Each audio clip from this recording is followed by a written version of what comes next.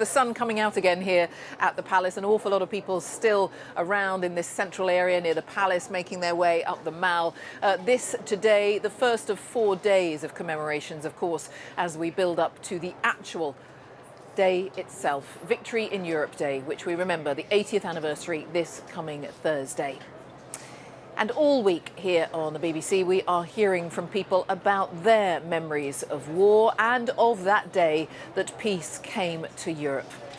Annie Duplock was a land girl in the Women's Land Army, the civilian organisation created to bring women into farm work, replacing the men who'd been called up to the military. On VE Day, Annie was 22 and was working on a farm. She's been speaking to us about her time as a land girl. They're all dressed up for the harvest. Land Army girls who, a little while ago, were making dresses or dressing hair. Now they're raking hay while the sun shines. I still like to dress up like this, you know. This is my hat, original hat, and these trousers. These have got 1943 on the back. That's my 4-year armband. It's a bit faded. I've done 4 years in the Land Army. I'd go back if I could. Ladies and gentlemen, we cows are in a very serious predicament. There are not enough people to milk us, and the Land Army needs 30,000 volunteers this year. I could see all these adverts, and I went home one night and I said to my mum, I'm going to join the Land Army. I was 16 and a half and I was supposed to be 17 and a half. I used to be up to all them sort of tricks, you know, to save me. And the farmer liked me because I was left-handed. If he knocked a nail in and he couldn't do it with his right hand, he used to say, come on, Nan, he used to call me Nan, and knock my nail on. This was the British people's finest day. V-Day, the end of the German war. I heard it on the radio and we all went mad. You were thinking about them that didn't come back.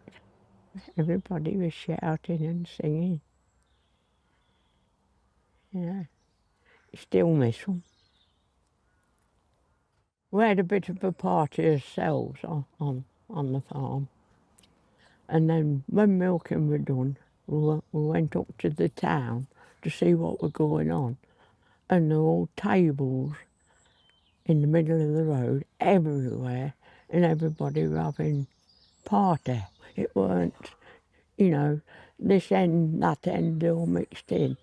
And then, you know, the kids used to be shouting and squealing and excited, playing about, knocking cups of tea over. Oh, I had to go back at night to get the milking done. Couldn't leave the cows with Annie Duplock there, remembering VE Day nearly 80 years ago.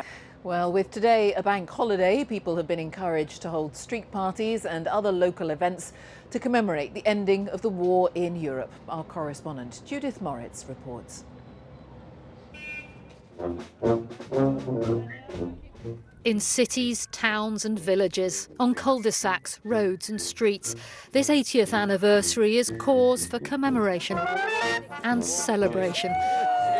Like here in Meltham in West Yorkshire, where the folk of Tinker Lane have made a real effort. You've not gone for subtle in the wardrobe here? No, I have got matching trousers, but I thought that'd be overkill. You've only got to come down on Poppy Day and listen to the names of the people that fought in the war. It's a massive, long name. So, yeah, there's a great history here. It's a whole community affair, from the very youngest, for whom it's all past history, to the town's oldest resident, Captain Richard Stein, 21 when the war ended, now 101, with memories of the Normandy beaches and VE Day itself, which he celebrated in Scotland, preparing for deployment to Burma. Do you think it's important that there's a fuss made on days like this? I think you've got to remember them.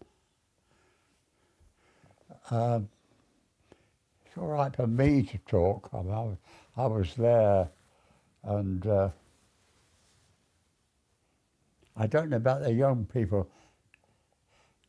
I think it's a good idea to have a public holiday like that. But we've got to know what it's for. VE Day. It was VE Day.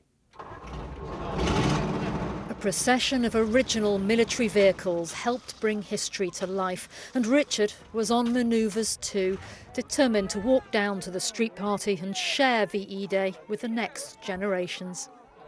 Do you know what it's all about? World War II ending, and this army truck is about 80 years old. VE Day was a celebration for the end of the war against Germany, and that some people came back not having houses, but came back having family members to celebrate with.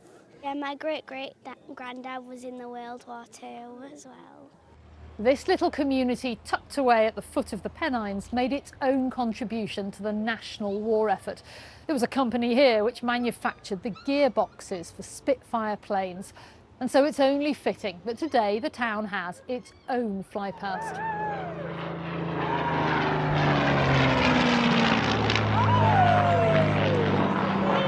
There have been similar scenes all over the UK. From Belfast to Cardiff, where the grounds of the castle were filled with family festivities. Cheers! Back in Yorkshire, the champagne and cake kept coming all day. One community, like so many others, marking a real moment of history together. Judith Moritz, BBC News, Meltham. Well, elsewhere in London, community events and parties have been taking place to commemorate VE Day. In a moment, we'll hear from a street party in Sidcup. But first, the Battle of Britain bunker in Uxbridge held a 1940s tea dance, and Bryony Williams was there. VE Day celebrations in full swing at the Battle of Britain bunker in Hillingdon. 80 years on, there are some here who remember the actual day in 1945, like Albert, who was a teenager at the time.